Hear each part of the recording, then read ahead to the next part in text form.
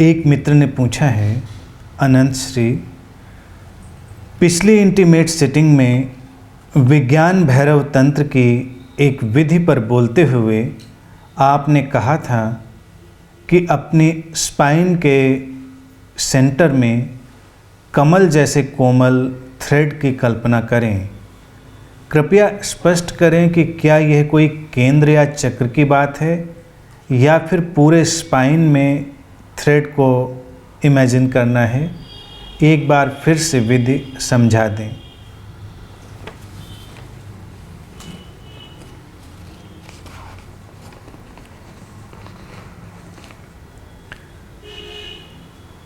विज्ञान भैरव तंत्र की इस विधि में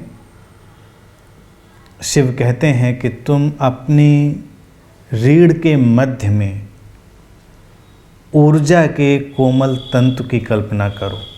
एक डेलिकेट एनर्जी थ्रेड की कल्पना करो। रीढ़ के मध्य में यहाँ जो शिव कह रहे हैं उससे उनका तात्पर्य मिडल में नहीं है, रीढ़ के बीच में पूरे लंबाई में। इसीलिए मैंने कहा था कि स्पाइन का कोई चित्र, कोई ढांचा आप अगर देख सकें तो अच्छा होगा। रीढ़ की एक बनावट है, जैसे सीढ़ियाँ कहीं तुम्हें आगे ले जा रही हों, उस तरह की बनावट। इस रीढ़ के बीच में एक खाली हिस्सा जैसा तुम्हें दिखाई देगा। वो खाली हिस्सा, उसमें ही ऊर्जा के इस कोमल धागे को, डेलिकेट थ्रेड को अनुभव करना है। ऊर्जा का धागा है ये, इसलिए ये अलाइव है, ये जीवंत है, प्रवाहमान है, एक्टिव है। ये धीरे धीरे और लगातार नीचे से ऊपर की ओर उठ रहा है, प्रवाहित हो रहा है। एक धागा जो बीच में पड़ा है स्थिर होकर, उस तरह से नहीं। पूरी स्पाइन के बीच में एक ऐसे धागे की कल्पना करनी है, सिल्वर थ्रेड जैसी, जो सक्रिय है, अलाइव है। तुम्हारे ध्यान देने से, अटेंशन ले जाने से उसमें कुछ बदलाव भी होता है। जैसे हर जीवंत चीज़ तुम्हारे ध्यान से बदलती है, वैसे ही ये भी बदलता है। इसकी गति, इसके प्रवाह में अंतर पड़ता है। तो विधि बड़ी सीधी है। वस्तुतः इस विधि में वो सारे आधार की बात कर रहे हैं। अगर कोई अपने रीढ़ के इस एनर्जी थ्रेड को मिस कर जाए, इसे चूक जाए, तो जो भी जानकारी है वो बस किताबी ही रह जाएगी। इसीलिए जो जानते रहे हैं, कुछ न कुछ तुम्हारे लिए गैप्स छोड़ते चलते हैं।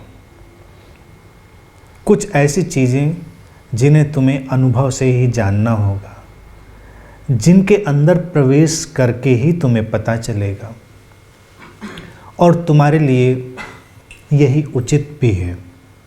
ये फंडामेंटल है, आधारभूत है।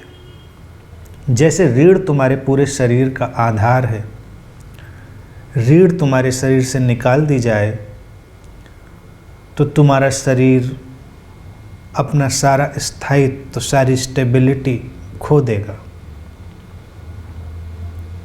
इसीलिए मुहावरे में भी तुमसे कहते हैं कि कैसे बिना रीढ़ के आदमी हो। बिना रीढ़ का वो जिसका कोई स्थायित्व नहीं है, किधर भी लुढ़क जाएगा, किधर भी गिर जाएगा। अगर तुम्हारी रीढ़ सशक्त ना हो, मजबूत ना हो, तो तुम्हारा शरीर भी संतुलित नहीं हो पाएगा। रीढ़ के व्यवस्था में, उसके न्यूरोलॉजिकल नर्वस सिस्टम के डिस्ट्रीब्यूशन में अगर कोई रुकावट आए तो तो तुम्हारा हर अंग प्रभावित होने लगेगा। ऊर्जा भी पदार्थ ही है, पदार्थ का बहुत सूक्ष्म हो गया रूप। और ये शरीर जो पदार्थ है ये भी ऊर्जा ही है, ऊर्जा का स्थूल हो गया रूप। जो ऊर्जा ज़्यादा स्थूल हो गई है वो प्रकट हो गई है, और जो सूक्ष्म हो गई है वो भी अभी है। उसमें भी एक रीढ़ है, उसमें भी एक स्पाइन है। वो स्पाइन एक ऊर्जा की लकीर की तरह लकीर को बहुत अच्छे से अनुभव करता है, क्योंकि वहाँ पर और स्थूल व्यवस्थाएं नहीं हैं। जो आधारभूत फंडामेंटल व्यवस्था है वो उस एनर्जी स्पाइन की ही है। इस एनर्जी स्पाइन के गहरे अनुभव में प्रवेश करने के बाद ही तुमको अंतर्दृष्टि मिलती है, उसके पहले नहीं। उसके पहले सब किताबी होगा, बुकिश होगा।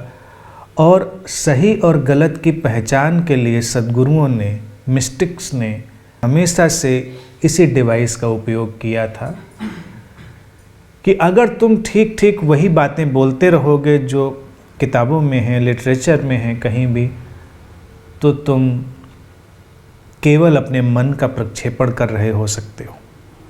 केवल तुम्हारा मन सक्रिय हो सकता है, वास्तविकता नहीं हो सकती।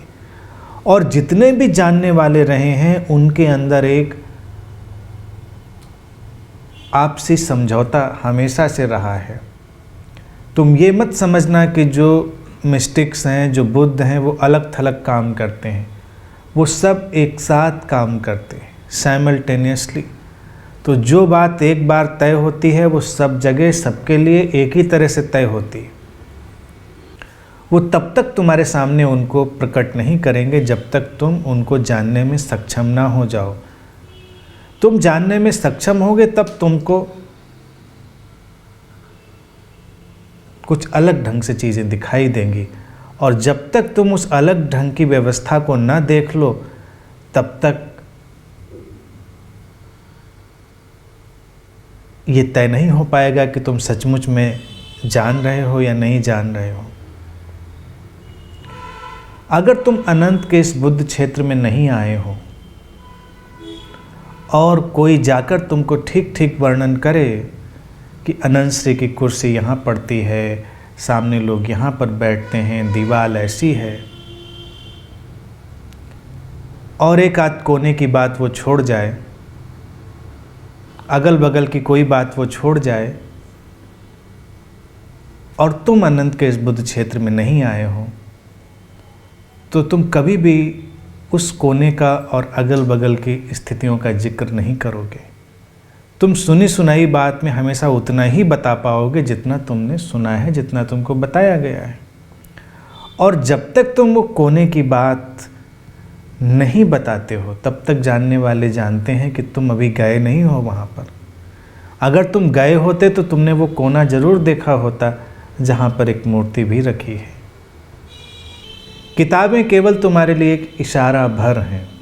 किताबें तुम्हारे लिए बस उस मानचित्र की तरह हैं जो तुम लखनऊ का मैप रखोगे तुम्हारे लिए होंगी, कि अगर तुमको राणा प्रताप मार्ग पर आना है और अनंत में एंटर करना है तो तुम्हारा जीपीएस मैप तुमको उतना ही बताएगा। और जब तुम यहाँ प्रवेश कर जाओगे तो तुम्हारा कोई मैप यहाँ पर लागू नहीं होगा, क्योंकि मैप में ये सब नहीं बनाया गया, कभी किसी मैप में बनता भी नहीं। ऐसे ही स्पिरिचुअल मैप्स हैं। तो जो शास्त्र हैं, जो किताबें हैं, जो लिटरेचर है, वो भी बड़ा कीमती है, क्योंकि वो बाहरी मैप की तरह है, वो बेकार नहीं है। लेकिन बाहरी मैप से ये नहीं पता चलता है कि भीतर क्या है।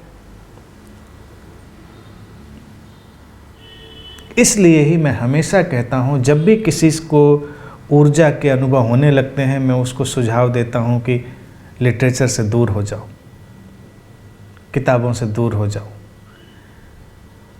क्योंकि वास्तविकता और कल्पना को अब तुम गड्ढ-मड्ढ कर सकते हो। और कई बार तुम अपनी मासूमियत में, अपनी नादानी में किसी किताब में ज़्यादा भरोसा कर गए तो तुम्हारा भरोसा ही तुम्हारे लिए बंधन बन जाएगा। इस विधि को अगर तुम ठीक ठीक करते हो तो तुम उस बड़े मानचित्र को, मैप को पार करके उस सूक्ष्म मानचित्र में प्रवेश करोगे। व्यवस्थाओं को तय करता है। इसलिए शिव फंडामेंटल चीज़ पर तुम्हें जाने के लिए कह रहे हैं कि रीढ़ के बीच बहती ऊर्जा। अभी चूंकि स्थूल शरीर में होकर तुम इस ध्यान को कर रहे हो, इसलिए तुम्हें उस स्थूल रीढ़ के बीच में ही उसकी कल्पना करने के लिए कहा गया है। तो वहाँ पर स्थूल रीढ़ नहीं होगी, बस एक ऊर्जा की लकीर सीधी लपलपाती हुई ऊपर बढ़ती हुई, जिस पर सब टिका है, सारा मोमेंट। और अगर तुम इस स्पाइन के एनर्जी थ्रेड में प्रवेश कर गए तो फिर तुम किसी किताब की चिंता नहीं करते, क्योंकि अब तुम जानते हो, अब तुम ठीक ठीक यात्रा कर सकते हो। वो तुम्हारे लिए सहज उपलब्ध हो जाएगा। इसलिए विधि बहुत सरल है, और जो चीज़ें बहुत सरल होती हैं वो सबसे गहरी और सबसे चमत्कारिक होती हैं। ठीक है।